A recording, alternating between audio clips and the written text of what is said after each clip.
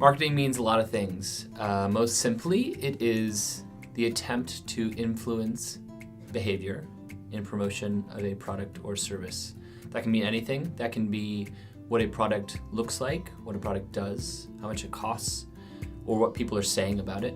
I think marketing really is connecting the product to the consumer on a much deeper level than just the material object of the product, but the product really needs to tell a story on its own. Advertising is the art of creative storytelling to convince consumers to feel a certain way about a brand and buy their products.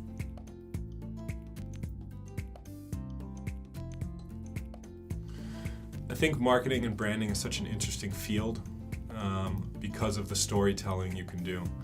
I think I was always interested in that field because I thought it was so interesting how a consumer goes into a supermarket and looks at a shelf with two bottles of water standing next to each other, and let's just say, for example, one is Smart Water and the other one is store brand. Why is there so much more of an emotional reaction, so much more intrigue and mystery to that Smart Water versus just a regular bottled water? Because let's face it, at the end of the day, it's just water. But that brand has told such a good story around the technology, the added benefits of that regular H2O, that people just go buy and they spend more money on it. And I think being part of that process and telling that story is something extremely special. I always found myself watching commercials when everyone around me would want to fast forward through them, so that was an early sign. Also, as a former athlete, I always admired Nike as a brand and the stories that they were trying to tell. So when I found out that there were careers making ads like Nike did, I knew that would be a great fit. I love working in a fast-paced environment where people from all different backgrounds are coming together to make something new and that people really care about and stop to pay attention to. I love that I get to spend every day thinking about what actually inspires people. It is the greatest blessing of working in marketing. That's what drew me to it, and that's why I love it to this day.